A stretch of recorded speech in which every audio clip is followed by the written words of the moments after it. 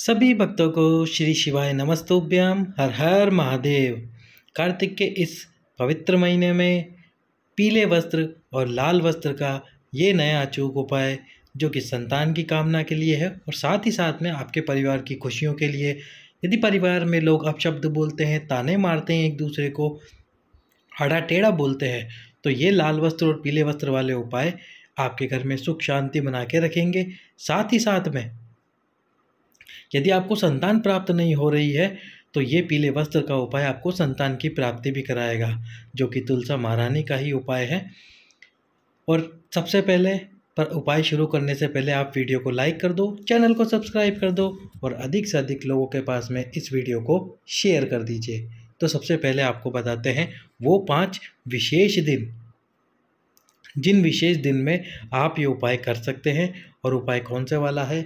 एक लाल वस्त्र वाला उपाय है और एक पीले वस्त्र वाला उपाय है। और ये पीले वस्त्र वाला उपाय उन माताओं बहनों के लिए है जिनको 15 साल हो चुके हैं, 20 साल हो गए हैं, 25 साल हो गए हैं और 30 साल हो गए हैं, पर संतान की प्राप्ति नहीं हो पाई है, उनके लिए। और ये उपाय आप 5 विशेष दिन, कार्तिक के 5 विशेष दिन होते हैं, उन 5 विशेष दिन में किसी भी दिन कर सकते हैं। और यदि आप एक दिन ये उपाय करके रख लेते हैं तो निश्चित रूप से कार्तिक के महीने में आपको संतान की प्राप्ति जरूर होगी।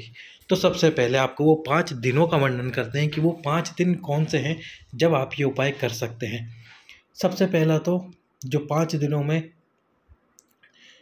दिन की प्रारंभ होती है वो है आंवला नवमी से लेके बैकुंठ चतुर्दशी तक। आंवला नवमी इस बार 21 नवंबर को पड़ रही है। 21 नवंबर को आंवला नवमी है।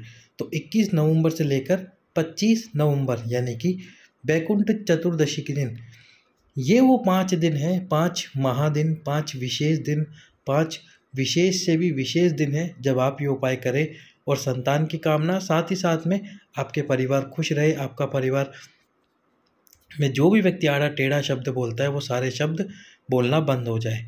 तो ये 5 दिन हैं, इन 5 दिनों को नोट कर लेना। 21 नवंबर, 22 नवंबर, 23 नवंबर, 24 नवंबर और अंतिम जो दिन होगा वो होगा 25 नवंबर, बैकुंठ चतुर्दशी का दिन। तो सबसे पहले आपको क्या करना है, तुलसा महारानी, जो आपके घर की तुलसा महारानी। अब हम आपको हमारे घर की तुलसा महारानी को दिखाते हैं।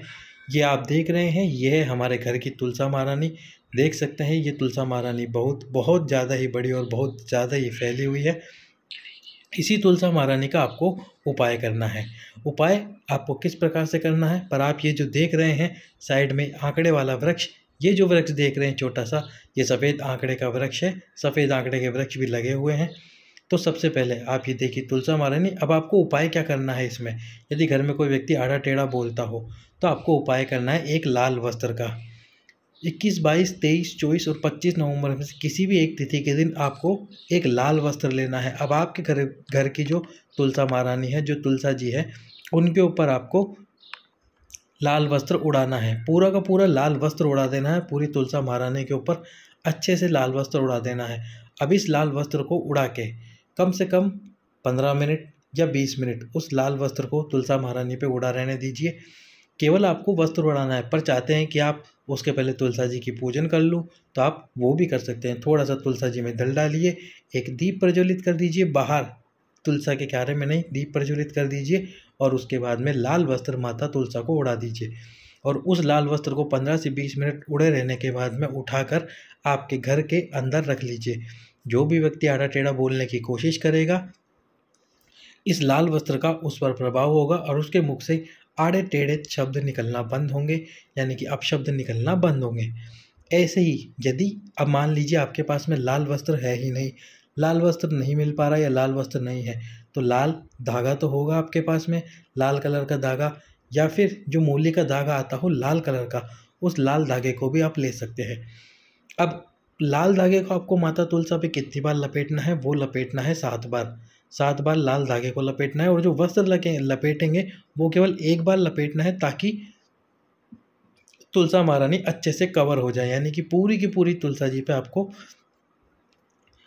वो वस्त्र लपेटना है। अब जैसे आप ये तुलसा जी देख रहे हैं तो इस पूरी तुलसा पे वो पूरा वस्त्र लपेटा आ जाए अच्छे से, तो इस प्रकार से आपको लाल वस्त्र लपेट देना है। लाल वस्त्र ना हो तो लाल धागा ले लीजिए, मूली का धागा ले लीजिए।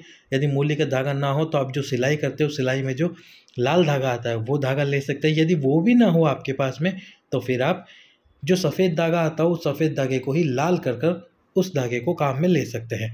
अब संतान प्राप्ति के लिए उपाय। संतान प्राप्ति के लिए जिन माताओं बहनों को संतान प्राप्त नहीं, उन्हें क्या करना है, एक पीला वस्त्र लेना है। पीला वस्त्र कितना बड़ा लेना है, पहले तो आप आपके घर की तुलसा के अनुसार पीला वस्त्र देख लीजिए कि वो कितनी बड़ी है। जैसे हमारे घर की जो तुलसा आप देख रहे हैं वो इतनी बड़ी, तो हमें एक बड़ा पीला वस्त्र लेना पड़ेगा पूरी की पूरी तुलसा को उड़ाने के लिए। लेकिन यदि आपके घर में गमले में छोटी तुलसा लगी हुई है, क्यारे में छोटी तुलसा लगी हुई है, तो आपको उसी के अनुसार पीला वस्त्र लेना है। पर इतना बड़ा पीला वस्त्र जरूर लीजिएगा जिसमें एक बच्चे को, जो नवजात शिशु होता है, उस नवजात शिशु को इस पीले वस्त्र से ढक देते हैं। जैसे जो नवजात शिशु होता है उस नवजात शिशु को जितने बड़े वस्त्र के अंदर रखा जाता है, जितना बड़ा वस्त्र को ढका जाता है, उतना बड़ा वस्त्र आपको लेना है पीला, और ये माता तुलसा के ऊपर उड़ा देना है। माता तुलसा के ऊपर उड़ाने के बाद में वही 15 से 20 मिनट बाद में उस वस्त्र को निकालिए, और जिस नारी के संतान नहीं हो रही है उस नारी के कक्ष में, रूम के अंदर आपको वो वस्त्र रख देना है। जहाँ पे वो नारी सोती है उस स्थान पर आपको ये पीला वस्त्र रखना है। यदि वो बेड पर सोती है तो उस बेड के पास में ही आपको किसी बारी के अंदर ये पीला वस्त्र रख देना है। 1 महीने ये पीला वस्त्र उनके कमरे के अंदर रखे रहने दीजिए। ये पीला वस्त्र और माता तुलसा की कृपा और कार्तिक का महीना संतान प्राप्ति के योग बनाएगा, गर्भ ठहरने के योग बनाएगा। और आपको यदि 15-20 साल हो चुके हैं, संतान की प्राप्ति नहीं हुई है, तो फिर आपको संतान की प्राप्ति भी जरूर होगी।